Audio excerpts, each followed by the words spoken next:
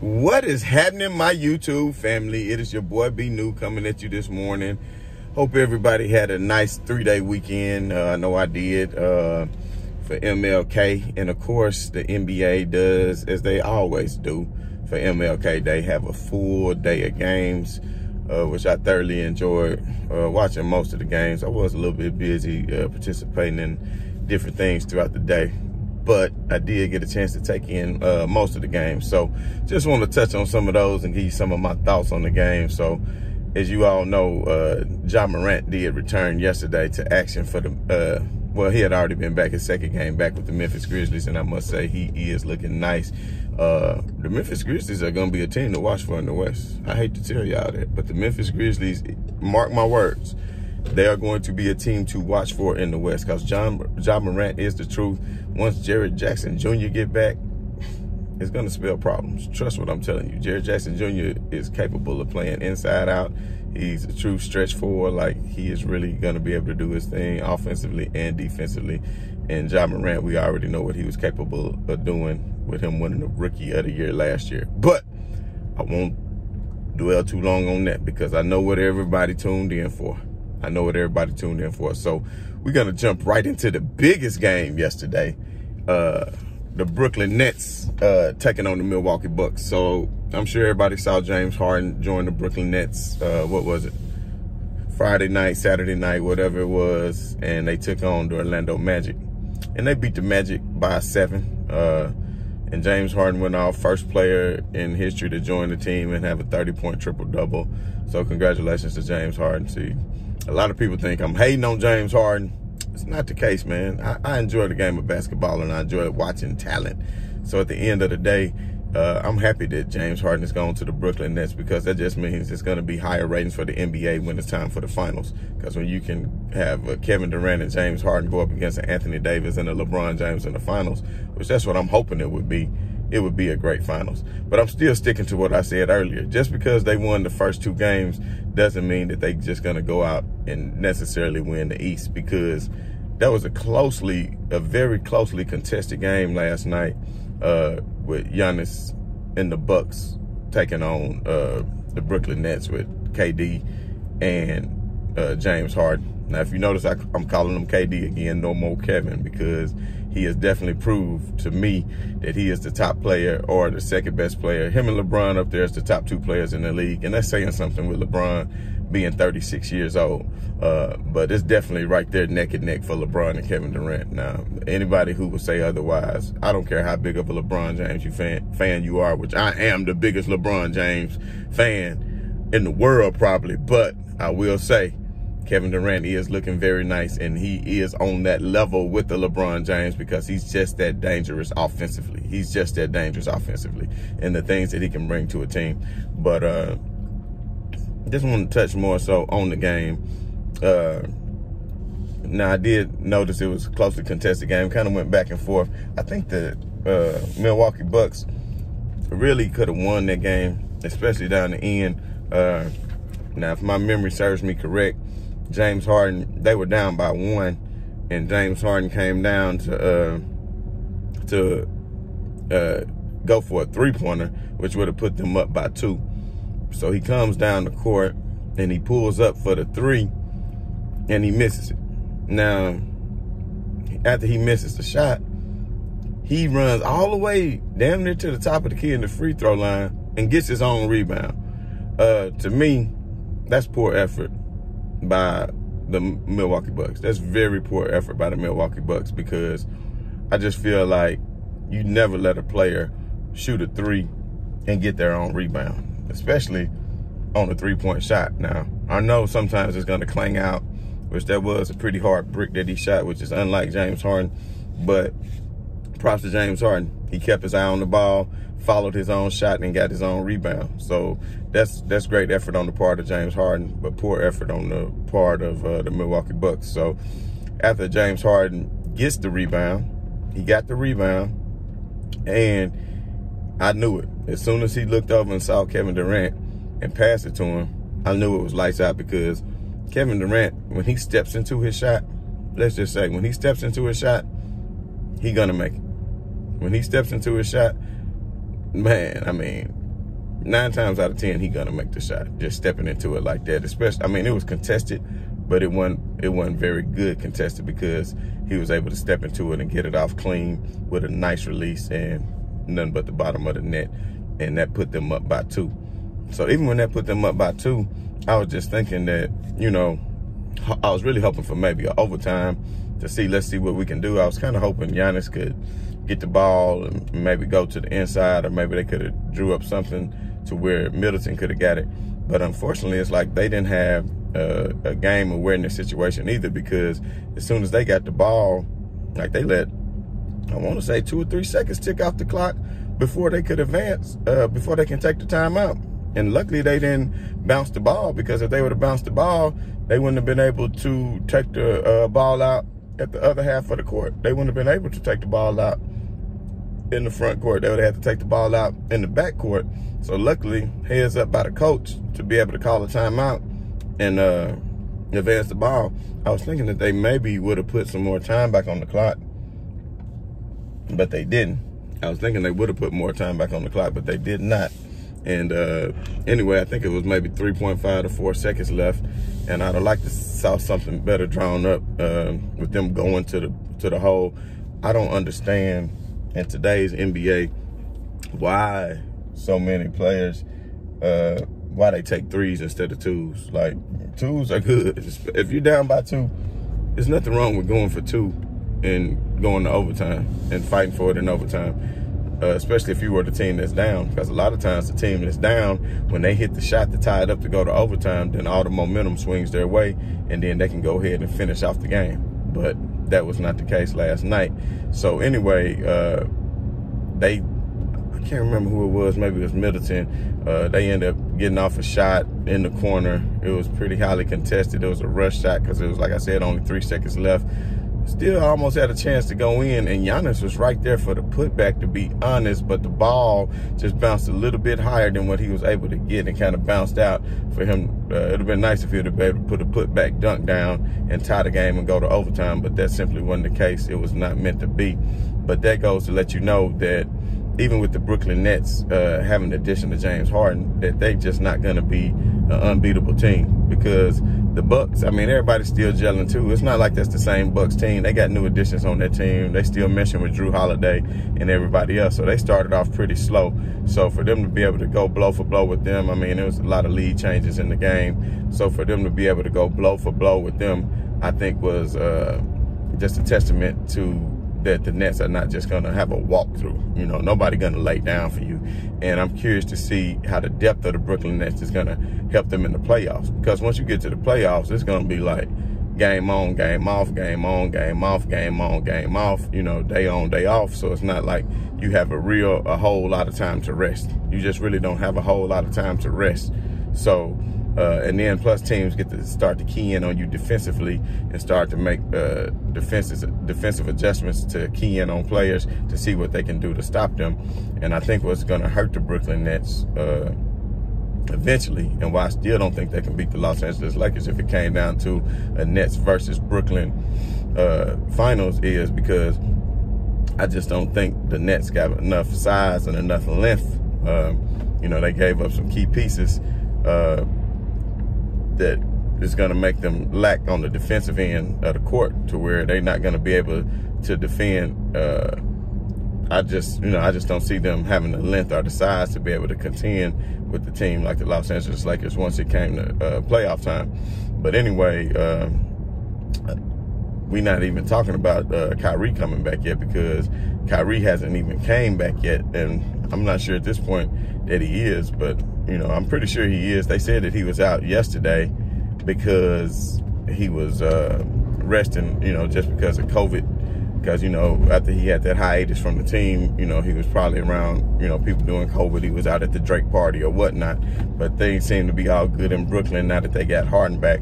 But let's just see how it matches out with Kyrie Irving in the mix. People would probably say it's only going to get better, because we know how great of a scorer Kyrie Irving is and how great of a ball handler he is. But there's only one ball to go around. Seems to be a real good fit with James Harden and Kevin Durant. That just kind of show you Russell Westbrook is not the kind of player that's made to share the ball and have success, because you would think Russell Westbrook and James Harden last year would have been a very dangerous duo, but it just really didn't work out that way. But that's because Houston didn't have a lot of length to deal with LA either. But one thing Kevin Durant does have is length, so he will have length. But everybody else, that I'm not so sure about. So there's still a lot left to be seen with that. So when Kyrie Irving does come back, we'll see how they all mesh. How does he like being the third fiddle? Because obviously James is going to get his, and obviously Kevin Durant is going to get his. And with Kyrie Irving being the point guard, the ball would be in his hands most of the time. And it's kind of hard for me to see James Harden, you know, playing off the ball, because he's such a ball-dominant player like LeBron James is. Kevin Durant can play off the ball pretty good because he can catch and shoot all day.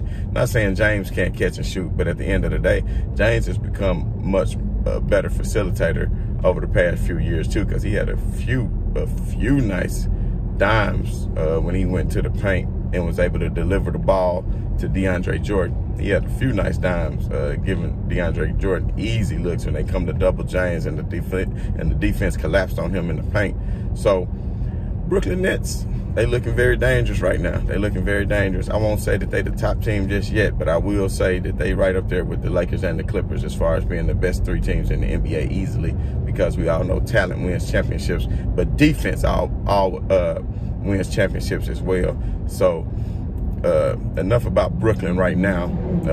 Brooklyn did their thing last night, so shouts out to them.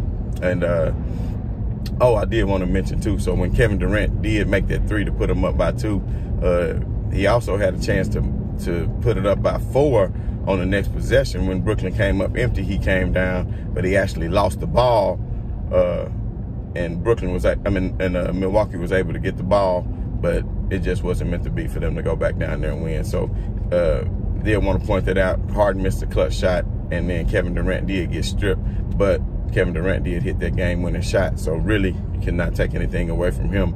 That was a nice shot by Kevin Durant. So now we all know what time it is. So getting into the Los Angeles Lakers. So I'm going to tell y'all the truth.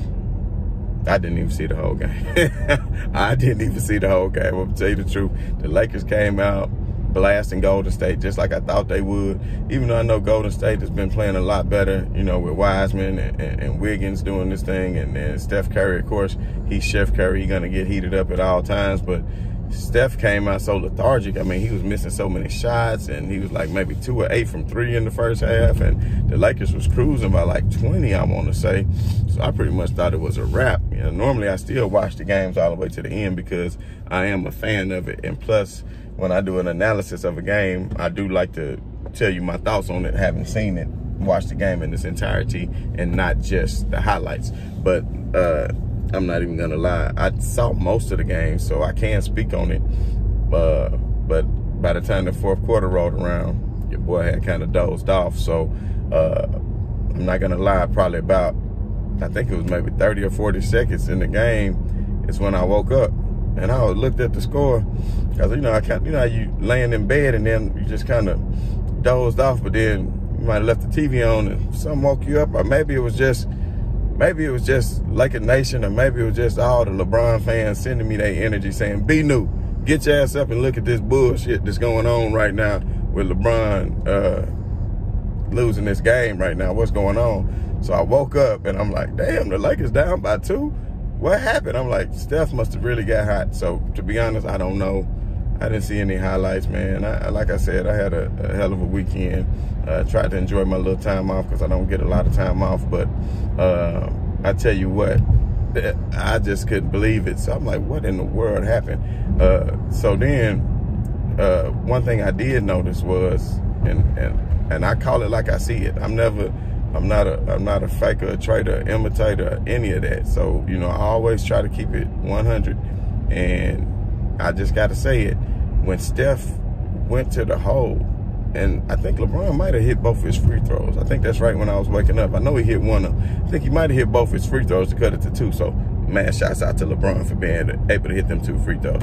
But the thing is, Steph missed a shot. He missed a layup going to the hole.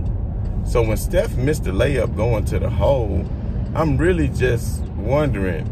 Now, like I said, I'm a LeBron James fan to the heart. Don't get me wrong, but I was very disappointed to see LeBron take the ball with, I think, 12 or 13 seconds left and give it to Dennis Schroeder. So when I saw him get a ball to Schroeder and they coming up the court, I'm thinking, okay, well, maybe there's something they done in practice to where they practice this to where, okay, 12, 13 seconds left on the clock. They got a play set up to where Schroeder going to come down, and maybe they got something set up for AD on the inside, you know, which should be nothing wrong with that because, yeah, AD is a hell of a superstar. That'll be like saying, well, KD shouldn't have took their last shot. It should have been Harden. Or Harden shouldn't have took their last shot. It should have been KD. I mean, you got the luxury of having two superstars who can take a last shot, then that's fine. But a lot of people, of course, all the haters on Twitter and everybody else is going to say LeBron was scared. You know, LeBron was scared. He should have took the last shot. He don't have heart. He don't have that killer mentality. He don't have that Mamba mentality. He doesn't have this. He doesn't have that. You know, it's not a postseason game, people. Just calm down. Calm down. It's not a postseason game. It's a regular season game on a Monday night, a very late Monday night with 5 games, and it was the 3rd game of a triple header going late into the evening, albeit LA, you know, is on their Western time zone. But anyway, I was still disappointed to see because basically they get a ball to Schroeder. Schroeder comes up court. Now Schroeder, from what I saw in the first half, I don't know about the second half, but what I saw in the second half, Schroeder was getting to the hole like damn Steph Curry. Schroeder was crossing over, getting to the hole, getting easy layups, getting layups high off the glass, getting the finger roll going, had the floater going. So, I mean, at this point, I wouldn't even mind seeing Schroeder go to the hole. Speaking of him, I did see him miss a free throw too, because if he would have made a free throw, then they only would have been down by 1, which would have made it a totally different situation. But I'll get into that in a second. So anyway, Schroeder, instead of cutting to the hole, doing a play design and doing a pick and roll with AD or LeBron or some kind of back screen or any kind of action, they didn't get any kind of action going.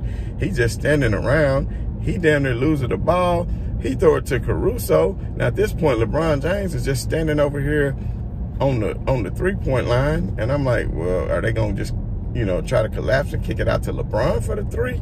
Like, I have no idea what is going on at this point. So then Schroeder down there throw the ball away to Caruso, so one of them almost end up losing the ball.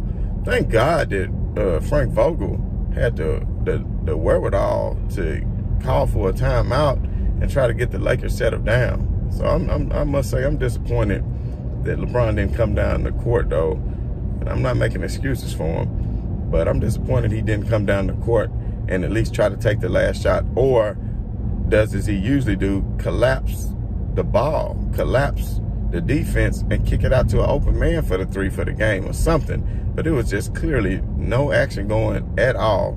So to be honest, you know, normally I can get a chance to watch the post game and kind of see what LeBron's thoughts were. I didn't get a chance to really watch anything, so I'm pretty sure I'll catch up this evening or something. I got to get to work eventually. But my point is, LeBron, I think you should have took the last shot. I don't know. Put the comments below. Was LeBron tired? I didn't see what his legs was looking like, but I did know he's been playing back-to-backs, and they just had 2 nights off. So to me, no excuses. But one thing I did take a look at was, I always take a look. You can learn a lot by numbers. I did take a look at the box score. And what the box score showed me was neither LeBron James nor Anthony Davis, neither one of them scored 20 points. So, to me, like, what is anybody worried about? How many times are you going to have a game where neither LeBron or AD is not going to score 20 points? So, to me, I'm not taking anything away from the Golden State Warriors. Like I said, I didn't get the chance to see the comeback. I didn't really see it. I don't want to comment on it too much. But I know LeBron James loves wine. I know him and AD are friends. I know it was MLK weekend. I know they actually had a weekend off, which is not usually normal in the NBA, because I want to say the Lakers played Friday night. Then they was off Saturday and Sunday. I don't know if Vogel gave them the day off Sunday, had shoot-arounds, but for whatever, I don't know if LeBron and them went to the 44, what they did, but maybe they had a hangover. I mean, at the end of the day, you're going to have games like this. Even the great Michael Jordan had games like this. People will say he didn't. but he did. It was nice in the regular season where you're just going to come up empty sometimes. I would have liked to see the Lakers win that game to, you know, stay in first place in the West and keep that game in front of them, in front of the Clippers, but they weren't able to do it. And you know what? It is what it is. But one game does not a season make, and that definitely doesn't mean that the Brooklyn Nets are the team to beat and are better than the Los Angeles Lakers. It just clearly meant that the Brooklyn Nets were better than Milwaukee yesterday, and the Golden State Warriors were better than the Los Angeles Lakers yesterday. So everybody out there in Lakerland, everybody out there in Lakerland, do not get so panic or hit the panic button like, oh my God, what are we gonna do? Now I will say this though, I will say this before I sign off. I will say this. The Lakers, when they made the move to pick up Schroeder and they lost Rondo and all that, I thought it was a hell of a move, to be honest. I said, man, you know what? That's a good move. But when they gave up Dwight Howard and JaVale McGee and ended up getting Marc Gasol, you know, I think it's going to work out. I think, you know, Marc Gasol is going to be able to spread the offense out. They haven't had a chance to mesh yet. But at the end of the day, I just think defensively, Dwight Howard and JaVale McGee, when it's time to go big, the Lakers had the chances to do so. Another thing, THT is not getting any playing time. I know Kendrick Perkins had said that it was because they don't want to overvalue him, so end up somebody, you know, trading for him. But at this point, I don't know how true that is, because the league, people in the league and scouts and GM obviously have seen him and they know what he's capable of doing. So I don't think the Lakers would be doing that. It's just that the Lakers are so deep, or who knows what's going on internally within the locker room, a reason why he got his minute cut back. And it could be just about matchups as well. It all depends on who they're matching up with. But that's something I'm not really concerned about right now, because it's early in the season. And one more news and note that I did want to point out. I don't know if everybody heard this or not, but Caris LeVert, when he was traded from the Nets over to Indianapolis, they had to do a full physical on him, and they found a big abscess on his kidneys. So we're going to send positive vibes, positive energy, positive prayers, whatever it is you believe in. Send all that positivity and those brain waves and those thoughts to the family and to Caris LeVert himself, that he can pull through this, and hopefully it's not anything that's detrimental to himself. But sometimes, man, life happens crazy, you know, because if he wouldn't have went to them, he wouldn't have if he wouldn't have got traded. And he was having a hell of a season, by the way. Like, giving up Caris LeVert, man, that boy was balling out. But anyway, he wouldn't have had to have that physical. So once he had the physical, it shows. Once he had the physical, that's how they found out he had the abscess, and it could be very dangerous to him as far as his kidney. So things happen in mysterious ways, and it's glad. I'm sure he's actually happy that he was traded, because now he knows, and now he can focus on getting back healthy. So let's send prayers up for him that he'll get healthy real soon and be back in the association playing night in and night out, because we all enjoy to watch the talent around the association. But anyway, this is your boy B New. I just want to say, everybody have a great day, a blessed day, and as always, right on to the real, and much love to y'all haters. And my boy Frankie just want to send y'all a mad little shout out. Look, the Frankster is rolling with me today, and the Frankster want to say right on to the real, and much love to y'all haters. We up out.